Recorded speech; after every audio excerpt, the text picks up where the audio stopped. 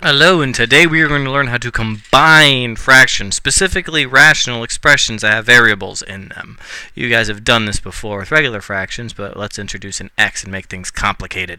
Alright, so the steps are very similar to what you did before when you had just numbers. You find an LCD to create a common denominator, then you combine through addition or subtraction or whatever.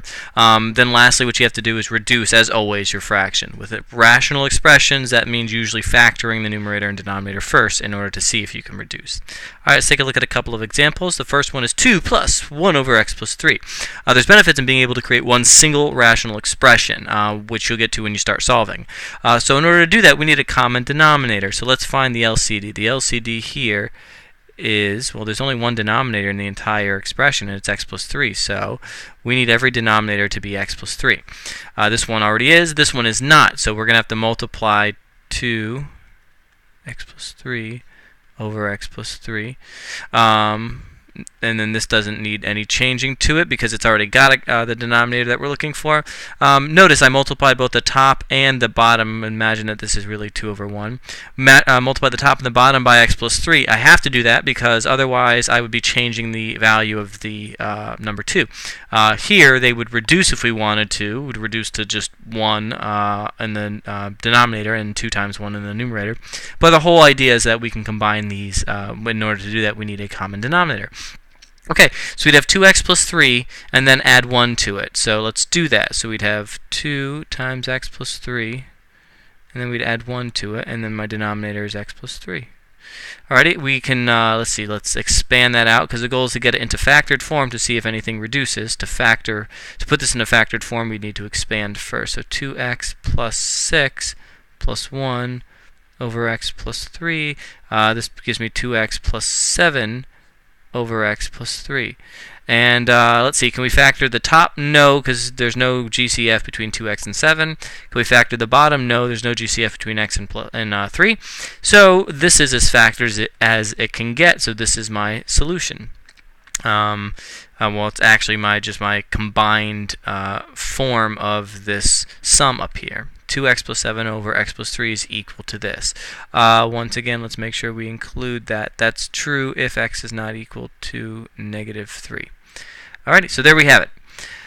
Let's move on to a different type of problem, one that's subtraction, and one where both of them have a denominator. Alright, so let's find an LCD. The least common denominator here would be, one of the factors has to be x minus 3. And one of the other factors has to be x. So this is my LCD, x minus 3 times x. So in order to make this term have a denominator of x minus 3 times x, I need to multiply both the top and the bottom by x. So and that would make this 2x squared over x times x minus 3. For this one, I would need to multiply both the top and the bottom by x minus 3 to get that common denominator, x times x minus 3. And then I'd have to multiply the top by the same thing, x minus 3. Alrighty, now that our denominators are the same, we can combine. So we'd have 2x squared minus x minus 3, all divided by x times x minus 3. We'd want to put this into factored form. To do that, we're going to need to expand and then condense everything. So let's distribute this negative sign. So we have 2x squared minus x plus 3 over x times x minus 3. Alrighty, so if we could factor this top part, then that would be something that we would need to do in order to show that there's no common factors, but I believe this is unfactorable. We can try. You can try to do 2x and x, and then you'd need factors of 3 that when you combine them with these would give you negative in the center. To get a negative, both of these factors would have to be negative, which means you'd either need negative 1 and negative 3 here, or negative 3 here, negative 1 here, and neither of those would end up working, so we can't factor that numerator any further, which means that if we can't factor something, that means that it's prime. We can't divide out anything from the top, which means that none of the factors in the bottom would reduce with any of the factors here because this would be prime. Okie dokie. So what that means is that this is as simplified as we can get. So this expression here, this difference, equals this single rational expression if x is not equal to 0 or 3. Okay? Let's look at one more. We're going to complicate things by making three terms that we're adding together. Okay, so let's find the LCD. In order to find the LCD, I think in this case, notice that this guy looks like it can be factored, and this guy looks like he can be factored. If your denominators are not in a factored form, sometimes, and actually a lot of the times, it helps to put it into that factored form. This has a GCF of 2, so we can take out 2, and we get x plus 2. Hey, notice that this and this share a common factor, so that's going to be actually really nice when we have to create the LCD. And then take out a 2 from this, we get x minus 2. Alrighty, so let's build our LCD. Okay, x plus 2 has to be a factor. 2 times x plus 2. Well, we already have an x plus 2. All we need to do is include the 2 as a factor. Here, we already have the 2 as a factor, but we need an x minus 2. So this would be our LCD. So this is the denominator we're going to try to create. So for the first term, x plus 2, x minus 2.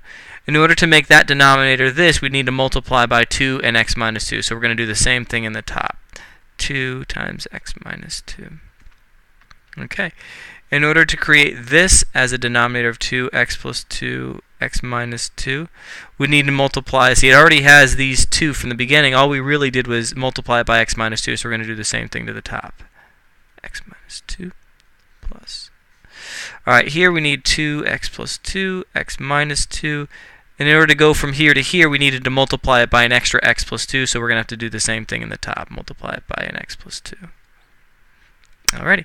Alright, so now we have common denominators across. We can actually add these together, so let's do that. 2x minus 2 plus x times x minus 2 plus x plus 2. All over that common denominator of 2x plus 2, x minus 2. It's going to get big before it gets smaller, your fraction is.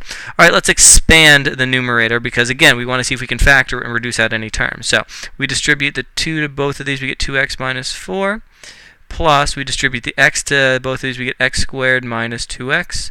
And this, we distribute the quote-unquote 1 that's on the outside to everything. We end up getting this all over 2 times x plus 2, x minus 2. Alright, let's put this in standard form. So we have one x squared term, so it's going to be x squared. We have a 2x and a negative 2x, so those would add to 0, and a regular x term, so we get plus x. We have a negative 4 and a positive 2, so that's going to create negative 2 over 2 times x plus 2 times x minus 2. Alrighty, let's factor that top part there. So we have x plus 2, x minus 1, all over 2x plus 2, x minus 2. Alrighty.